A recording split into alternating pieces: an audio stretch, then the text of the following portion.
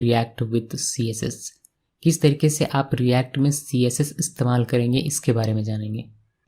Basically 4 तरीके हमारे पास हैं रिएक्ट में CSS यूज़ करने के। पहला है इनलाइन स्टाइल शीट, और दूसरा है एक्सटर्नल स्टाइल शीट, और तीसरा है CSS मॉड्यूल, और चौथा है हमारा CSS इन जावास्क्रिप्ट।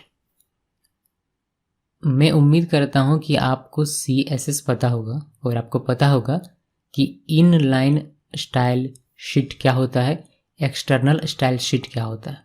इससे पहले कि हम लोग आगे देखें, एक बात मैं क्लियर बता देना चाहता हूं कि जो हम लोग इस वीडियो में या फिर आगे आने वाले वीडियो में जब तक CSS पढ़ेंगे तब तक जो हम लोग काम करेंगे उस काम को करने का बहुत सारा तरीका है। सभी लोग अपने अपने तरीके से CSS को लिखते हैं और CSS को यूज़ में लाते हैं in React. So may be जो आप हमारे इस वीडियो में देखें वह हो सकता है कि किसी और में देखने को ना मिले, या फिर वहाँ कुछ आपको अलग बेहतर देखने को मिले, यह भी हो सकता है, या फिर हमारा वाला बेहतर हो उसके कंपैरिजन में, तो ऐसा भी हो सकता है। बेहतर से मेरा मतलब ये है कि हो सकता है कि आपको कम कोड लिखना पड़े उसी चीज़ के लिए, या फिर हो सकता है कि आपको ज़्यादा कोड लिखना पड़े उसी के लिए। सो अगर आपको बेहतर मिलता है तो आप उस चीज़ को अपने पास रख सकते हैं, उस चीज़ को फॉलो कर सकते हैं। फिलहाल के लिए हम लोग देख लेते हैं कि हम लोग क्या सीखने वाले हैं यहाँ पर रिएक्ट विथ CSS में। सबसे पहला टॉपिक हमारा है inline style sheet. Style is most often used in React application to add dynamically computed styles at render time. The style attribute accepts a JavaScript object with camel-cased properties rather than a CSS string. This is consistent with the DOM style. JavaScript property is more efficient and prevent XSS security holes. Inline style sheet use करने के लिए react में आपको एक attribute मिलता है जो कि है स्टाइल, STYLE स्टाइल, और इसमें आप एक जावास्क्रिप्ट ऑब्जेक्ट लिखते हैं जो कि कैमल केस में होता है। यहाँ आप CSS स्ट्रिंग नहीं लिखते हैं। सो जानेंगे ये सारी चीज़ें कि कैसे लिखी जाती हैं, कैसे क्या पूरा होता है। CSS classes are generally better for performance than inline style. CSS class देखिए, एक होता है कि आप स्टाइल एट्रीब्यूट का यूज़ करके स्टाइल शीट लिखें, या फिर आप जो क्लास बनाते हैं हम लोग, आप जानते हैं CSS हम लोग क्लासेस बनाते हैं, तो क्लास बनाकर भी आप कर सकते हैं। और यह बेहतर माना जाता है कि आप क्लास बनाकर करें, वो बेटर परफॉर्मेंस आपको देगा compare to inline styles. But हमें दोनों ही सीखना है। Styles are not auto prefixed.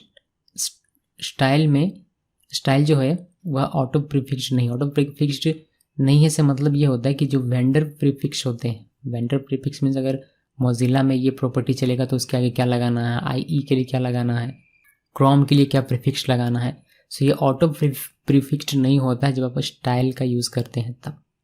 सो आपको मैनुअली करना पड़ेगा। और एक बात का ध्यान रखना है कि vendor prefix other than MS should begin with a capital letter. For example web की ट्रांसजिशन में आप जब लिखेंगे तो इसमें आपको अपर केस में W लिखना पड़ेगा। ओके, सो ये कुछ थियोरेटिकल नॉलेज है जो कि आपको पता होनी चाहिए। पॉइंट बाय पॉइंट मैंने लिखा हुआ है, होपफुली सबको समझ में आया होगा। अगर आपका CSS अच्छे तरीके से कंप्लीट है तो आपको सारी चीज़ें क्लियरली समझ में आई होगी। बात करते हैं एक एग्जांपल की, तो मैं यहाँ पर आपको एक छोटा सा एग्जांपल दिखाता हूँ, देन हम लोग कोडिंग में आएंगे। एक कॉन्स्ट बनाया मैंने जिसमें लिखा हुआ BTN स्टाइल, या मान लीजिए कि एक ऑब्जेक्ट है या फिर इसको आप प्रॉपर्टी कह सकते हैं। चलिए मैं ये ऑब्जेक्ट है, देन यहाँ पर आप प्रॉपर्टी और इसका वैल्यू लिखते हैं। लाइक कलर लिखा, कलर का वैल्यू मैंने दे दिया ब्लू। देन बैकग्राउंड कलर लिखा, बैकग्राउंड कलर ये मेरा जावास्क्रिप्ट का प्रॉपर्टी है, याद रखिएगा CSS का एट्रीब्यूट नहीं है, ये जावास्क्रिप्ट का प्रॉपर्टी लिखा है मैंने, इसीलिए बैकग्राउंड और कलर का C कैपिटल है, कैमल केस में है। देन इसका मैंने वैल्यू दिया है ऑरेंज, आप कुछ भी दे सकते हैं। देन ये बंद, अभी इसको यूज़ करना है मान लीजिए मुझे अपने किसी एलिमेंट में, तो मैं ऐसे यूज़ कर सकता हूँ। बटन स्टाइल लिखना है, आपका ये एट्रीब्यूट है जो कि आपको रिएक्ट में यूज़ करना पड़ेगा। देन मैंने यहाँ पर एक जावास्क्रिप्ट का ऑब्जेक्ट दिया जो कि कैमल केस में है, बटन स्टाइल। ओके, सो इस तरीके से आप लिख सकते हैं। इसमें क्या होगा कि इस बटन में ये सारे जो प्रॉपर्टीज़ हैं, ये सारा जो CSS का रूल लिखा गया, ये सारा अप्लाई हो जाएगा इसमें, इस बटन में। अभी चूंकि ये एक ऑब्जेक्ट की तरह ट्रीट हो रहा है, इसीलिए ऑब्जेक्ट ऑफ प्रॉपर्टी की तरह, तो आप इसमें वैल्यू भी असाइन कर सकते हैं। अगर बाद में कुछ चेंज करना पड़े तो आप इस तरीके से वैल्यू असाइन कर सकते हैं। सो ये है इनलाइन स्टाइल शीट, जैसे इसका एग्जांपल देखते हैं कि किस किस तरीके से इसको लिखा जाता है और क्या हम लोग इसके साथ कर सकते हैं। एग्जांपल देखते हैं, देन हम लोग आगे बात करेंगे। एक्चुअली नेक्स्ट वीडियो में देखेंगे एक्सटर्नल को, इसमें इनलाइन ही देखते हैं, काफ़ी लंबा बन जाएगा। अपना सर्वर ऑन कर लीजिएगा। सबसे पहले मैंने npm स्टार्ट करके अपना सर्वर रन कर लिया है। इसको नीचे से मैं कट कर देता हूँ और हम लोग अभी 3 फाइल में काम करेंगे। पहला हमारा app.js, दूसरा है index.js और तीसरा है हमारा index.html। index.html में एक ही काम का चीज़ रहता है हमारा, जो कि ये div। बात करते हैं app.js की, तो यहाँ पर हम लोग एक क्लास बेस्ड कंपोनेंट बनाएंगे जो कि होगा RCC। आप फंक्शन कंपोनेंट भी बना सकते हैं, उससे कोई भी प्रॉब्लम नहीं होगा, कुछ भी आप यूज़ कर सकते हैं। बिकॉज यहाँ ना तो स्टेट काम आएगा और ना ही एक्चुअली स्टेट काम नहीं आएगा, तो हमारा क्लास बेस्ड बने या फंक्शन बेस्ड हमें फ़र्क नहीं पड़ता। सो ये हमारा ये एक कंपोनेंट बनेगा। इसको रेंडर करने का कोड सबसे पहले मैं यहाँ लिख लेता हूँ इसमें, बिकॉज इसमें ज़्यादा कुछ है नहीं। तो IMR रिएक्ट को, देन रिएक्ट डॉम को, यहाँ पर IMP, यहाँ पर मुझे अपना कंपोनेंट जो कि ऐप है वह चाहिए, और अपने कंपोनेंट का नाम में या मॉड्यूल का नाम लिख देता हूँ ऐप। देन यहाँ हम लोग लिखेंगे React DOM dot render method. यहाँ पर हमारा जो कंपोनेंट है वह है ऐप। ये कहाँ रेंडर होना चाहिए? हमारे document dot gate element by ID में, जिसकी भी ID क्या हो, रूट। ये तो हम लोग जानते हैं, शुरू से देखते हुए आ रहे हैं, ईजी सा कोड है। जिसको मैंने सेव कर लिया और लिख कर, और हम बात करते हैं इनलाइन स्टाइल शीट की। एक बटन बनाते हैं पहले। मैं इस div को हटा देता हूँ या फिर रहने देते हैं, इसमें कोई फ़र्क नहीं पड़ेगा। div की जगह में आप react डॉट फ्रेगमेंट भी लिख सकते हैं। हम लोग जानते हैं कि मल्टीपल अगर रिटर्न लेना है तो आप div की जगह में react डॉट फ्रेगमेंट लिखेंगे तो उससे आपको एक बेनिफिट मिलता है। क्या बेनिफिट मिलता है इसको जानने के लिए आपको react फ्रेगमेंट का टॉपिक देखना पड़ेगा। बात करते हैं बटन की। मैंने एक बटन बनाया यहाँ पर, देन इसमें लिख देते हैं हम लोग बटन। यहाँ मुझे एक स्टाइल देना है। अभी इसको सेव करते हैं और इसको वेब पेज में देखेंगे तो यहाँ आपको एक बटन देखने को मिलेगा सिंपल सा। मैं इसमें थोड़ा सा स्टाइल देना चाहता हूँ, लाइक इसमें कलर देना चाहता हूँ, बैकग्राउंड कलर देना चाहता हूँ। तो अगर मैं ये देना चाहता हूँ, यानी कि मैं CSS यूज़ करना चाहता हूँ, इनलाइन यूज़ करना चाहता हूँ, तो कैसे करूँगा? रेंडर मेथड के अंदर आना है, लेकिन रिटर्न के बाहर। यहाँ पर एक कांस्टेंट बना लीजिए, फिर आप लेट भी बना सकते हैं, आपकी मर्जी। मान लीजिए कि कांस्टेंट बनाते हैं, तो कॉन्स्ट लिखा मैंने btn स्टाइल केमल केस दिया, देन इक्वल साइन, और ये ऑब्जेक्ट जो की है तो हम लोगों ने कर्ली ओपन कर्ली क्लोज किया। देन हमारा यहाँ CSS का प्रॉपर्टी होगा। पहला प्रॉपर्टी मैंने लिखा कलर। आप इसको डबल कोट या सिंगल कट के अंदर इसको वैल्यू दे सकते हैं। मान लीजिए मैंने दे दिया ब्लू, कॉमा देना है। कॉमा देने के बाद यहाँ नेक्स्ट लिखना है, बैकग्राउंड कलर, ये भी केमल केस में लिखना है, और इसको भी हम लोग दे देते हैं वैल्यू ऑरेंज। ओके, सो हमारा CSS तैयार है। CSS में क्या लिखा मैंने कि कलर, ये भी जहाँ भी अप्लाई होगा वह क्या करेगा, कलर को, यानी कि टेक्स्ट कलर को या फिर जो भी टेक्स्ट रहेगा उसके कलर को ब्लू कर देगा और बैकग्राउंड को कर देगा ऑरेंज। अभी ये जो CSS मैंने लिखा, ये CSS मुझे इस बटन में चाहिए, तो मैं इनलाइन CSS यूज़ कर रहा हूँ। तो मैं कैसे यूज़ करूँगा? मैं लिखूँगा स्टाइल एट्रीब्यूट, तो ये लिखा स्टाइल इक्वल, और ये कर्ली, यहाँ पर हम लोग जावास्क्रिप्ट का ऑब्जेक्ट लिखेंगे। क्योंकि जावास्क्रिप्ट का ऑब्जेक्ट लिखना है, एक एक्सप्रेशन लिखना है मान लीजिए, तो हम लोग उसको कैसे लिखते हैं? ओपनिंग कर्ली और क्लोजिंग कर्ली के बीच में। So opening curly closing curly लिखा, और यहाँ पर btn स्टाइल लिख दिया। इसको सेव करेंगे आप, और आप वेब पेज में देखेंगे तो आपको ये स्टाइल किया हुआ मिलेगा, यानी कि CSS अप्लाइड किया हुआ मिलेगा। सो ये तरीका है इनलाइन CSS यूज़ करने का, सिंपल सा। एक बात का ध्यान रखिए कि इनलाइन स्टाइल शीट जो होता है उसका स्कोप इसी कंपोनेंट के अंदर रहेगा, यानी कि जिस कंपोनेंट में आप लिखते हैं इनलाइन स्टाइल शीट, उसी के अंदर में इसका स्कोप रहता है। इस फाइल के व इस कंपोनेंट के बाहर से किसी और कंपोनेंट से इसको एक्सेस आप नहीं कर सकते हैं। जो रूल CSS में था वही रूल यहाँ भी है। क्लियर है? सो ये इसी के अंदर यूज़ होगा, इसके बाहर से ये यूज़ नहीं होगा। थोड़ी सी और डिस्कशन करें इस बारे में, तो मान लीजिए कि मेरा 2 इस तरीके से मुझे बनाना है, एक ये बनाया और एक दूसरा मेरा होगा, तो दोनों को कैसे हम लोग यहाँ साथ में लिखेंगे यह देख लेते हैं। एग्जाम्पल दिखाता हूँ, आपको क्लियर हो जाएगा। और मान लेते हैं कि हमारा ये, इसको हटाते हैं यहाँ से और इसको हटाते हैं यहाँ से, ठीक। तो चीज़ें क्लियर कर ली मैंने। अब इसको सेव करेंगे और इसमें वेब पेज में देखेंगे तो यहाँ पर कुछ भी दिखाई नहीं देगा। क्लियर। सो क्या करना है मुझे कि मैं रेंडर मेथड के अंदर इनलाइन स्टाइल शीट का यूज़ करना है, लेकिन कैसे वह देखते हैं। रेंडर मेथड के अंदर आना है, रिटर्न से बाहर मैंने एक कॉन्स्ट बनाया, कॉन्स्ट को मैंने दिया txt और इसमें मैं दे रहा हूँ सिर्फ एक प्रॉपर्टी जो कि है कलर, और इसमें मैं वैल्यू देता हूँ सिंगल कोट या डबल कोट का आप यूज़ कर सकते हैं, मैंने दे दिया ब्लू। बस यही लिखता हूँ। एक और बनाता हूँ नीचे इसी के जैसा, लेकिन इसमें हम करेंगे txts, यानी कि ये साइज डिफाइन करेगा हमारे टेक्स्ट का।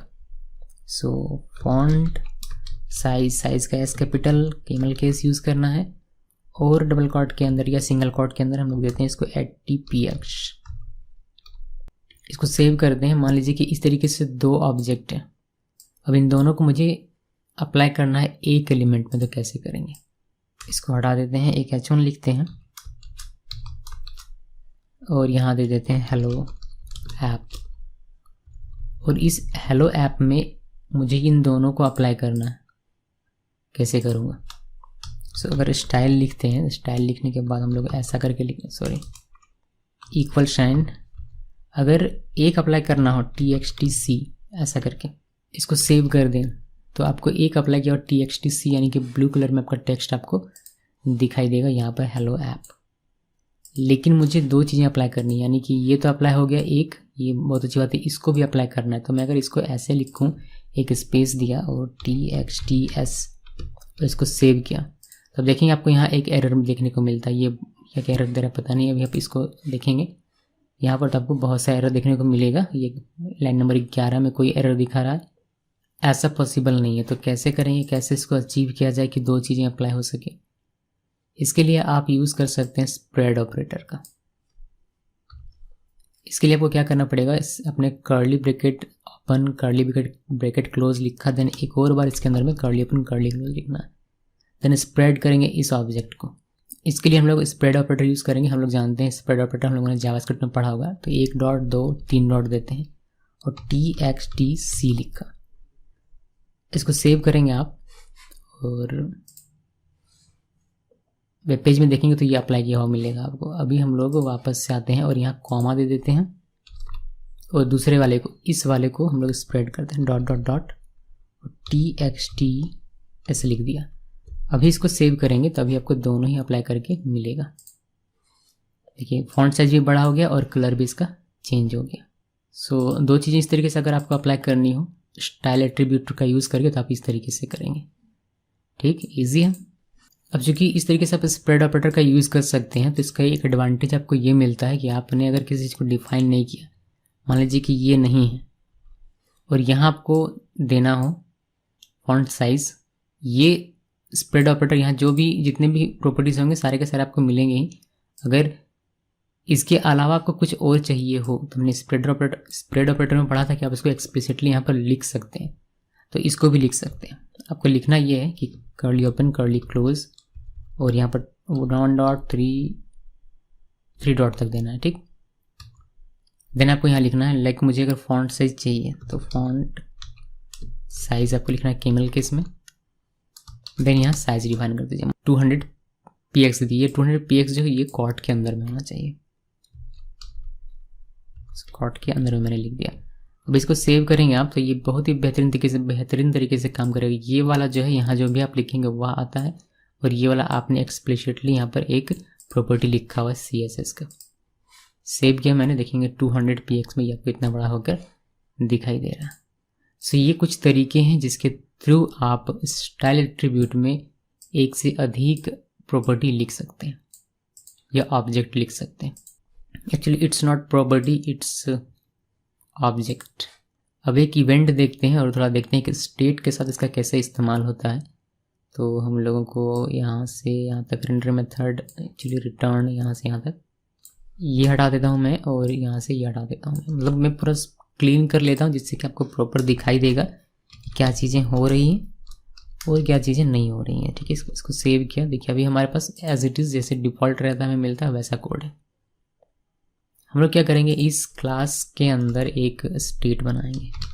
सो स्टेट लिखा इक्वल, उसके अंदर सिर्फ एक हम लोग देंगे प्रॉपर्टी, वो है चेंज, जिसमें हम लोग असाइन करेंगे फॉल्स। रिटर्न क्या करेंगे, रिटर्न हम लोग करेंगे एक बटन। तो मैं एक बटन बना लेता हूँ, बटन का नाम लिख देते हैं बटन। और यहाँ मुझे देना है CSS, तो CSS देना है, तो CSS के लिए CSS लिखना पड़ेगा। तो रेंडर मेथड के अंदर बट रिटर्न के बाहर ये हम लोग जावास्क्रिप्ट अपने लिख सकते हैं। तो जावास्क्रिप्ट ऑब्जेक्ट बना रहा हूँ मैं btn स्टाइल, और इसमें मैं लिख रहा हूँ कलर ब्लू, और कॉमा देकर मैं बैकग्राउंड कलर भी लिख देता हूँ, बैकग्राउंड कलर का C कैपिटल, और इसका मैं बैकग्राउंड कलर देता हूँ ऑरेंज। इसको अगर अप्लाई करना है तो हम लोग क्या करेंगे, यहाँ बटन के अंदर में स्टाइल एट्रीब्यूट का यूज़ करेंगे। तो मैंने स्टाइल लिखा equal curly open curly close, और यहाँ पर हमारा जो ऑब्जेक्ट है जावास्क्रिप्ट का उसको यानी कि btn स्टाइल लिखना है। सेव करेंगे इसको आप, तो आपको यहाँ ये कलर होकर दिखाई देगा। अभी मैं क्या चाहता हूँ कि इस बटन पर जब भी क्लिक हो तो इस बटन का जो बैकग्राउंड कलर है ये ऑटोमेटिकली चेंज हो जाए, मतलब क्लिक पर ये इसका बैकग्राउंड चेंज होना चाहिए, ये मैं चाहता हूँ। तो कैसे करेंगे, सो इसके लिए मैंने एक स्टेट पहले से बना के रखा हुआ है, इसी का हम लोग यूज़ करने वाले हैं। कैसे यूज़ करेंगे देखिए, यहाँ एक हमें इवेंट बनाना है ऑन क्लिक पर। तो एक ऑन क्लिक इवेंट में लिख देता हूँ ऑन क्लिक, क्लिक का C कैपिटल, और इसके क्लिक होने पर हमें एक हैंडलर बनाना पड़ेगा। तो मैं इसको पहले लिख देता हूँ दिस डॉट क्लिक हैंडल। ये हम लोगों ने अभी तक बनाया नहीं, हम लोग इसको बनाएंगे। तो चलिए यहाँ पर आते हैं, क्लास के अंदर में यहाँ हम लोग क्लिक हैंडल बनाएंगे, और ये हमारा रहेगा एरो फंक्शन। क्यों रहेगा आप सभी को पता है, इसके बारे में हम लोगों ने डिटेल में देखा हुआ है। और यहाँ क्या करेंगे, यहाँ सिंपली हम लोग करेंगे this dot set state. Then हमारा जो ये स्टेट है ये चेंज होगा, चेंज हो जाएगा किसमें, ट्रू में। यानी कि इसमें इस बटन में कोई भी क्लिक करेगा तो ये हमारा कॉल होगा, यानी कि ये जो फंक्शन है ये कॉल होगा, और ये क्या करेगा, ये जो स्टेट है इसको चेंज करके क्या कर देगा, ट्रू कर देगा। जो कि अभी फॉल्स है उसको ट्रू कर देगा जब भी ये बटन पर क्लिक होगा तब। क्लियर। इससे क्या फ़ायदा होगा हमें, इससे फ़ायदा हमें ये होगा कि हम लोग यहाँ एक इफ़ स्टेटमेंट लगा पाएंगे। इफ़ स्टेटमेंट लगाएंगे ये कि if this dot state dot change, अगर ये ट्रू होगा तो क्या करना है, ये जो बटन है हमारा ये बटन, इसका बैकग्राउंड मुझे वाइट कर देना है। तो मैं इसको लिख दूंगा यहाँ, देखिए कैसे लिखना है। हमारा ऑब्जेक्ट ये btn स्टाइल, तो btn style dot background colour equal sign देकर यहाँ लिख देना है वाइट। बस इतना ही करना है आपको और कुछ भी नहीं। इससे होगा ये देखिए कि क्या होगा, इस बटन पे जब भी कोई क्लिक करेगा तो ये कॉल होगा, ये जब कॉल होगा तो ये क्या करेगा, इस चेंज में ये जो स्टेट है हमारा इसको चेंज करेगा, इसको क्या करेगा, ट्रू बना देगा। जब इस स्टेट को ये ट्रू बना देगा तो ये जब रन होता हुआ ये जब रन होगा हमारा रेंडर मेथड, तो ये चेक करेगा कि क्या this dot state dot change true है। अगर ट्रू है तो ये इस ऑब्जेक्ट की इस प्रॉपर्टी को ऑरेंज से ओवरराइट करके क्या कर देगा, वाइट कर देगा। और हमारा जो स्टाइल है ये स्टाइल btn स्टाइल ये चेंज हो जाएगा, और जो लेटेस्ट वैल्यू रहेगा वाइट वो हमें दिखाई देगा, यानी कि कलर ब्लू। और ट्रू होने पर btn स्टाइल और बैकग्राउंड कलर रन करके हमें वाइट मिलेगा। इसको सेव करेंगे आप और यहाँ पर रन करेंगे। इसको मैं एक बार रिफ्रेश कर लेता हूँ। कभी कभी ये ऑटोमेटिकली रीलोड नहीं होता है, ठीक है, वो थोड़ा सा सिस्टम स्लो जाने की वजह से। सो रीलोड किया मैंने, इस बटन पर जैसे ही क्लिक करूँगा आप देखेंगे ये इसका बैकग्राउंड वाइट हो जाएगा। क्लिक किया आप देखेंगे ये वाइट हो गया। सो ये जो है आप इस तरीके से अचीव कर सकते हैं स्टेट का बनाकर या फिर प्रॉप्स का यूज़ करके। जैसी आपकी रिक्वायरमेंट होगी आपको अपने आप पता चलेगा कि मुझे क्या क्या करना है।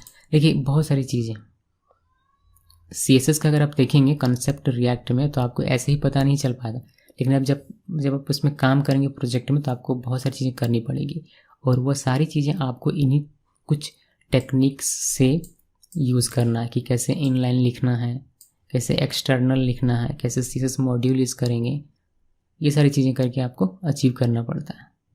सो बेसिक चीज़ें देख लीजिए कैसे यूज़ होता है, देन आप प्रोजेक्ट के अनुसार अलग अलग तरीके से, अलग अलग प्रोजेक्ट में अलग अलग तरीके से आपको काम करने को मिलेगा। ऐसा नहीं कि एक प्रोजेक्ट में आपने देख लिया और आपने सब सीख लिया, ऐसा नहीं होता है। किसी भी प्रोग्रामिंग लैंग्वेज में हर प्रोजेक्ट की अलग डिमांड होती है। सो बेसिक कंसेप्ट आपका क्लियर होना चाहिए कि इनलाइन को इस तरीके से लिखते हैं और इस तरीके से यूज़ करते हैं। बाकी काम होता है लॉजिक का, क्या किया कि आप कितना लॉजिक लगा पाते हैं अपने प्रोजेक्ट के हिसाब से इन बेसिक कंसेप्ट्स को यूज़ करने का। कुछ पॉइंट जो आपको इस ट्यूटोरियल से लेनी है वह यह है कि अगर आप इसको वेब पेज में देखेंगे यहाँ पर और इसको इंस्पेक्ट करेंगे एलिमेंट्स को, तो आप हेड को ओपन करेंगे। हेड में तो कुछ भी नहीं मिलेगा बिकॉज ये इनलाइन है। आप अपना जो ये डिव है जिसमें बटन है आपका, इसको जब आप देखेंगे तो आपको पता चलेगा कि ये बिहाइंड द सीन नॉर्मल जैसे हम लोग CSS अप्लाई करते हैं वैसा ही है। यानी कि यहाँ आप देखिए, यहाँ आपने लिखा है एक ऑब्जेक्ट जावास्क्रिप्ट का, बट ये ऑब्जेक्ट अल्टीमेटली आपको यहाँ पर क्या दे रहा है, वही style equal colour blue background colour orange, जो भाषा वेब ब्राउज़र हमारा समझता है उसी भाषा में यहाँ पर आपको देखने को मिल रहा है। सो आप यहाँ लिखते कुछ और हैं लेकिन वो बिहाइंड द सीन आपके कोड को ब्राउज़र के कंपैटिबल बनाने के लिए वो सारे काम करते हैं और आपको एक बेहतर कोड जो कि ब्राउज़र समझ सके वह कोड बनाकर आपको देता है, जैसा कि आप यहाँ देख सकते हैं। एक प्रॉब्लम ये है इनलाइन की, इनलाइन स्टाइल शीट की, आप सूडो क्लासेस इसमें यूज़ नहीं कर सकते। सूडो क्लासेस से मेरा मतलब है जैसे कि हॉवर इफेक्ट देना, तो ये सारी चीज़ें नहीं हो सकती। फिर आपको करना पड़ेगा क्या, इसके लिए आपको करना पड़ेगा या तो आप थर्ड पार्टी पैकेजेस यूज़ करेंगे या फिर आप यूज़ करेंगे external style sheet. So next video में देखते हैं कि एक्सटर्नल स्टाइल शीट कैसे आप यूज़ करते हैं। वहाँ पर मैं आपको सूडो क्लास यूज़ करके नहीं दिखाऊंगा, लेकिन आपको बेसिक आइडिया मिल जाएगा कि कैसे यूज़ करते हैं। तो आप जनरली जैसे CSS में सूडो क्लासेस का इस्तेमाल करते हैं वैसे आप वहाँ भी आसानी से कर सकते हैं। Thanks for watching.